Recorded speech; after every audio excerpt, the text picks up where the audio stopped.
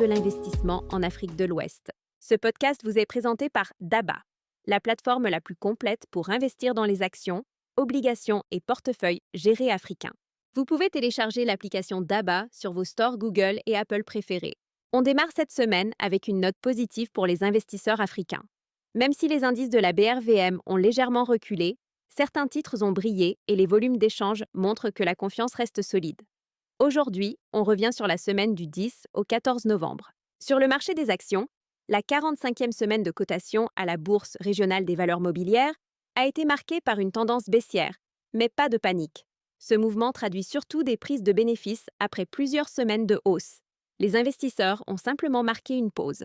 L'indice BRVM Composite a terminé à 336,25 points, en recul d'environ 1,8%. L'indice BRVM 30, qui regroupe les principales capitalisations du marché, a également fléchi de 2,3% pour s'établir à 163,92 points. Enfin, l'indice BRVM Prestige, réservé aux valeurs les plus performantes du compartiment, a terminé à 140,16 points, en baisse de 2,44%. En clair, la semaine a été marquée par une consolidation. C'est une phase naturelle du marché, souvent synonyme d'opportunité à moyen terme. Et pourtant, tout n'a pas été rouge. Les chiffres de transactions révèlent un regain d'intérêt des investisseurs pour les grandes capitalisations. La valeur totale des transactions a bondi de 32,64%, atteignant près de 9 805 milliards de francs CFA, contre environ 7 392 milliards la semaine précédente. Cela signifie que les investisseurs ont privilégié des valeurs solides, malgré une baisse du volume échangé, passé à un peu plus de 8 millions de titres, contre 8,4 millions une semaine plus tôt. Ce type de comportement montre que, même en période de repli, le marché reste actif. Les investisseurs se repositionnent sur les entreprises à fort potentiel plutôt que de se retirer complètement. Parlons maintenant des gagnants de la semaine. En tête du classement, NEI-SEDA a enregistré une progression impressionnante de 23,03% pour terminer à 1015 francs CFA. C'est une belle performance pour une entreprise du secteur de l'édition, souvent sensible aux variations de consommation et à la dynamique éducative dans la région. Derrière elle, Africa Global Logistics Côte d'Ivoire, l'ancienne Bolloré Africa Logistics, a vu son titre grimper de 15,65% pour clôturer à 1700 francs CFA. Un signe de confiance des investisseurs dans la reprise des activités portuaires et logistiques, secteur stratégique pour les économies ouest-africaines. Enfin, Solibra Côte d'Ivoire, le géant des boissons, a gagné 6,64%, atteignant 24 500 francs CFA. Une progression régulière qui témoigne de la stabilité de la consommation dans le secteur agroalimentaire, notamment avec la période festive qui approche. Ces performances confirment une chose. Même dans un marché hésitant, les entreprises bien positionnées dans des secteurs essentiels, éducation, logistique, agroalimentaire, continuent d'attirer les capitaux. Pour les investisseurs, cela signifie qu'il faut regarder au-delà des variations d'indices et s'intéresser aux fondamentaux. Du côté des valeurs en difficulté, la semaine a été plus compliquée pour certains acteurs industriels. Bernabé Côte d'Ivoire a reculé de 32,05% pour se fixer à 1325 francs CFA. Cette baisse s'explique par une chute de son résultat net semestriel de 63%. Les investisseurs ont logiquement réagi à cette annonce en allégeant leur position. Même scénario pour Safka Côte d'Ivoire, dont le titre a perdu 31,83%, terminant à 2270 francs CFA.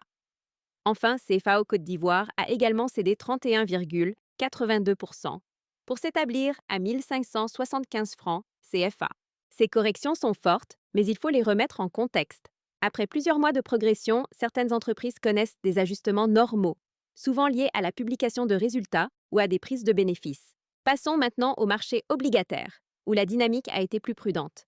La capitalisation totale du compartiment s'est contractée d'1,67% pour atteindre environ 10 709 milliards de francs CFA contre 10 890 milliards la semaine précédente. Les échanges sur ce marché ont également diminué. Un peu plus de 63 000 obligations ont changé de main pour une valeur totale de 560 millions de francs CFA, contre plus d'un demi-million d'obligations échangées la semaine précédente pour plus de 5 milliards. La vedette de la semaine reste l'émission État du Sénégal, 10 ans à 6,65%, couvrant la période 2024 à 2034. Cette ligne a représenté près de 63% du volume total échangé, soit 40 000 obligations, pour une valeur d'environ 399 millions de francs CFA. En clair, cette obligation continue d'être un pilier du marché obligataire régional. Elle attire les investisseurs grâce à sa stabilité, son rendement attractif et la solidité de l'émetteur, l'État du Sénégal. Le taux de rotation hebdomadaire s'établit à 0,79%, confirmant son statut de référence. Alors, que faut-il retenir de tout cela? D'abord, la légère baisse des indices n'est pas forcément une mauvaise nouvelle. Elle reflète une consolidation, typique d'un marché mature où les investisseurs réévaluent leur position. Cela crée souvent un terrain favorable pour repérer des opportunités à bon prix. Ensuite, le fait que la valeur des transactions ait augmenté de plus de 30% montre une réalité importante. Les investisseurs ne fuient pas le marché, ils se repositionnent. Cela prouve que la confiance dans la BRVM reste bien présente. Enfin, le dynamisme du marché obligataire, même en léger repli, témoigne d'un intérêt constant pour les titres d'État, surtout ceux offrant des rendements stables sur 10 ans. Pour les investisseurs, cette période peut être perçue comme un moment d'observation et de repositionnement. Ceux qui suivent les marchés savent que les replis modérés offrent souvent de belles fenêtres d'entrée. Et maintenant, un mot sur les opportunités de la semaine du 10 au 14 novembre. Les analystes ont identifié plusieurs segments à surveiller de près. Les entreprises à forte visibilité, avec des bilans solides et une bonne gouvernance, continuent de présenter du potentiel à moyen terme.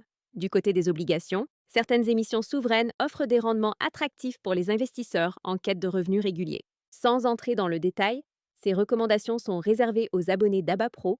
On peut retenir que le marché regorge de pistes intéressantes, à condition d'adopter une approche disciplinée et de bien diversifier ses placements. Si vous souhaitez aller plus loin, recevoir chaque semaine des recommandations détaillées, des analyses exclusives et réduire vos frais d'investissement, abonnez-vous à DABA Pro. Avec DABA Pro, vous ne suivez pas simplement les marchés, vous les devancez. C'est tout pour cet épisode. Merci d'avoir écouté le podcast Parlons Marché. On se retrouve demain pour un nouveau résumé. Si cet épisode vous a plu, laissez-nous une note, abonnez-vous et partagez autour de vous. Petit rappel, ces informations sont à but éducatif uniquement. Faites toujours vos propres recherches ou consultez un conseiller financier avant toute décision d'investissement.